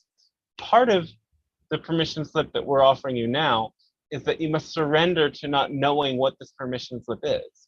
Let the universe unveil it for you. Nice one. All righty. So surrender is key. Thank you. Yes. Thank you very much. Thanks to you as well. I may have one last question, if possible. All right. Great, thanks. This is just such a wonderful experience. It's about that goosebumps energy. I know I keep bringing it up from time to time, but there are times when listening to certain songs, there's goosebumps kind of come in. Yet as soon as the conscious mind tries to make something out of it or tries to plan, let's say animation sequence or something, then the energy kind of peters out. But I know I can recapture it at any point. I'm not obsessing over it. I'm just wondering, is it like, what are the properties of that specific resonance? It's a state of awe, a state of wonder. It's a state of going beyond mundane consciousness into source consciousness. It is activated whenever something reminds you of beauty, wonder, and awe, or the interconnectedness of all things. And so you stifle it whenever you try to force that energy to do something specific or show you something specific.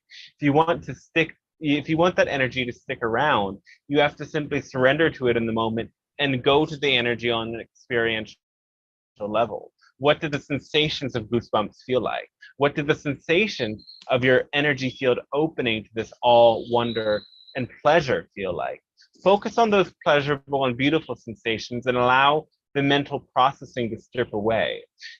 As you bring your awareness purely into the level of sensations, you can deepen into this experience again and again. Great, thanks. It might even bring it all the way to tears. That's awesome. Yes, perhaps. Thank you. And that would be wonderful, as that is a release of energy, a way that your energy field is being cleared to hold more and more of this higher vibrational light. Wonderful. Great, thanks. Oh, thanks to you.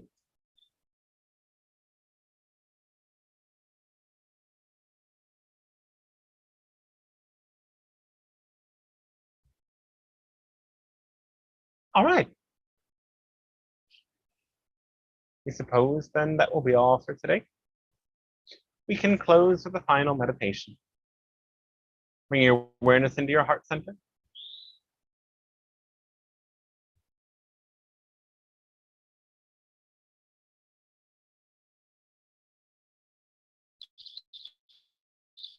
Taking a couple of relaxed, deep breaths here, allowing all of your awareness now to turn inward to your own inner space.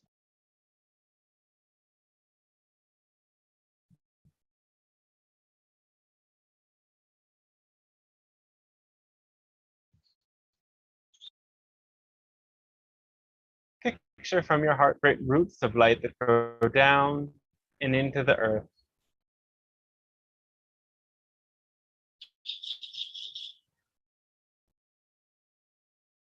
See these roots of light wrapping around the roots of many other plants, and weaving through the elements of the earth, crystals, minerals, and metals, traveling all the way down to the solid core of the planet through the magma. Feel this deep power beneath you. Feel it emanating up from this earth core into your body. Feel it as an energy stream that moves up through your feet. Perhaps it appears molten like the earth itself, or in dark colors, blending together like lava that travels up through your body, coming up through your knees, your thighs, through your hips and torso, through your abdomen, through your chest, shoulders, into your face, arms, the top of your head.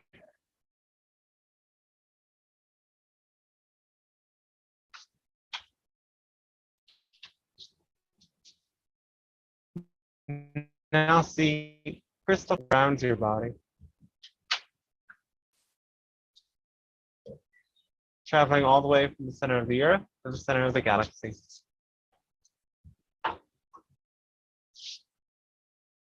See this light traveling upwards, far beyond you, into the galactic center. Picture that place trillions of light years away. May appear as a supermassive black hole, who energetically is the source of interdimensional light and love. Feel this energy traveling in a split second from all of those trillions of light years away into the crown of your head. Feel it like a shower that continues to downpour light into you. Opening your crown, letting this energy travel down through your head and face, through your neck and shoulders, arms, chest, torso, and out through your legs, unifying both of these energies beautifully.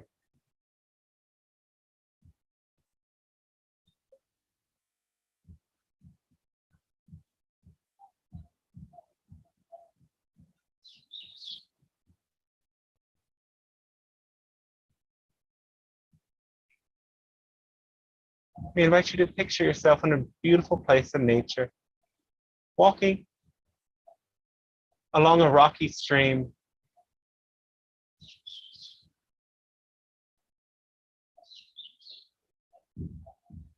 Every step you take brings you closer to a waterfall. You can hear the sound of the water falling in the distance.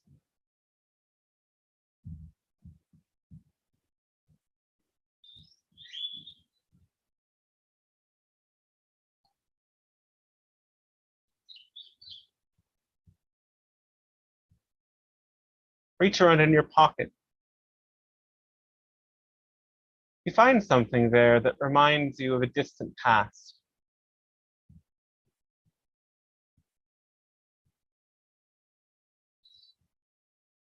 And as you go to the waterfall, prepare that in this moment, you will both purify yourself and purify whatever this past remnant is.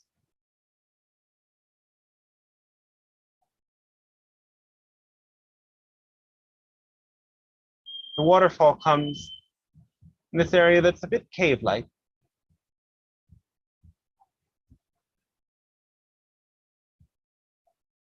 The sun, partially blocked by rocks above you, but is now fully reaching the water. It's reaching into the water in the exact right moment to create the effect of a brilliant rainbow prism.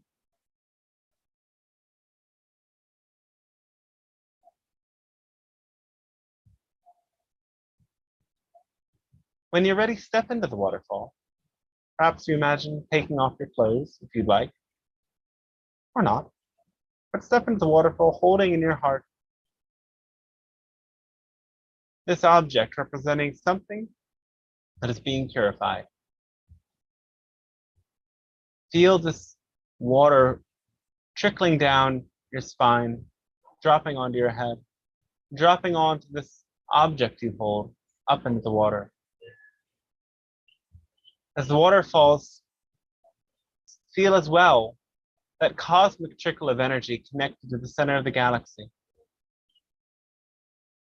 This galactic center is continuously pumping this waterfall of energy to you. It is not only when you meditate upon it that it's active. It's actually this energy is always being fed into you. The more your chakras open, the more you will feel this continuous downpour of light coming from your crown, allowing you to be more open and energized all the time. Let this energy in and see around you the rainbow of light, a perfect circle surrounding you, taking this energy into your energy field, into your aura, so that this rainbow of light becomes active around you all the time.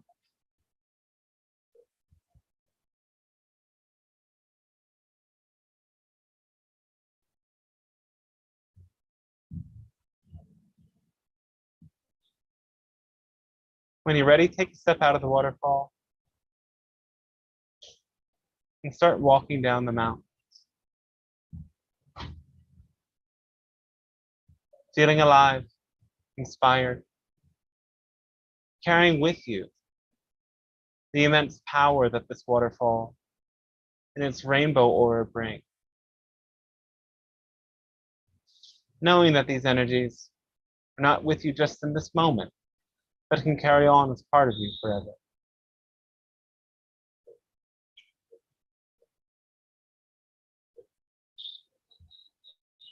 And as you walk down the pathway, you notice someone struggling to walk up, carrying a heavy load.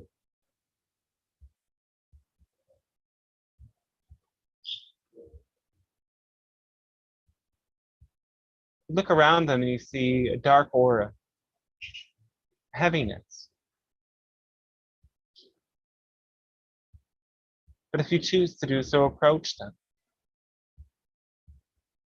making eye contact for a moment and allowing all of this energy you've tapped into to transfer over to them.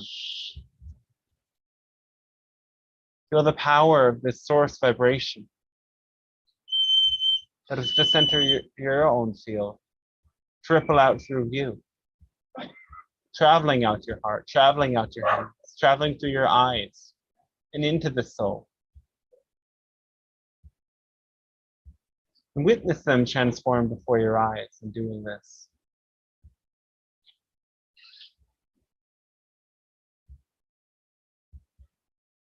Letting their reflection activate within you this deep inner knowing that you have this power.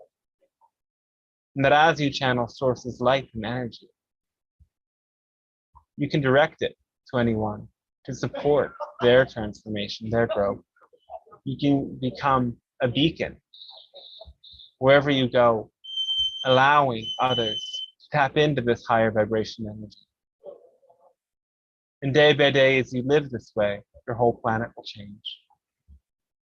So never cut yourself off from the light and from the rainbow of all colors, magnificence of pure light itself. For that energy is who you are.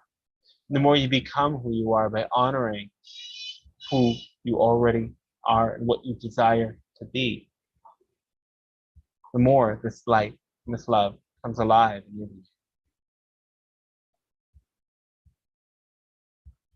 We do thank you for choosing this experience with us, for integrating these energies in your being. The ripple effect does come back to our reality. For this reason, we share with you, as do many other beings, supporting this planetary ascension process that you are all co-creating. It is a gift that we are able to experience your reality through you, so we thank you once again. We wish you a pleasant rest of your day. Thank you as All well. right. Welcome very much. Awesome. Yay. Very awesome. Loved it. Thank you, Dante. Thank you. you. Thank you, man. How's Yeah, the new my place? pleasure. Oh, it's all right. It's noisy. I'm not there right now. Hopefully I'll figure that one out. But thank you everybody for being here today.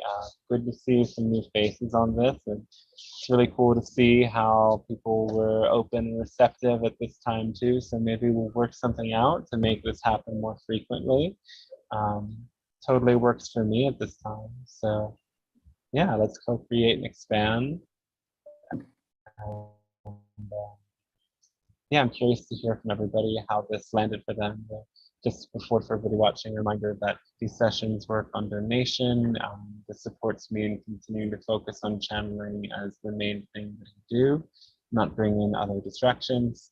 So if you benefit from this and enjoy it, you can send a donation via PayPal or Venmo that is provided in either of the chats. And I pray that it returns onto you threefold or tenfold, and know that it will, because this is an abundant universe. And thank you a lot.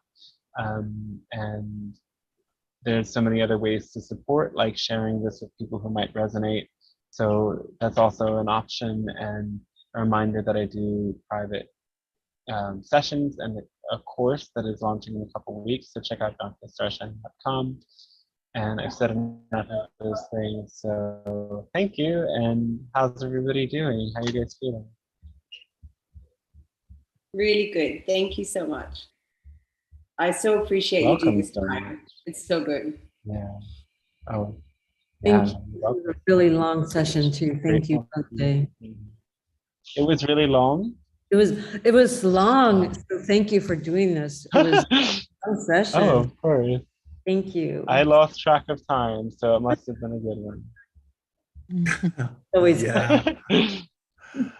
It's funny how almost each time, actually each time that I saw it, you always get to finish all the questions exactly at the 2-hour end. Yeah? Yeah. Oh, wow. Did you realize that?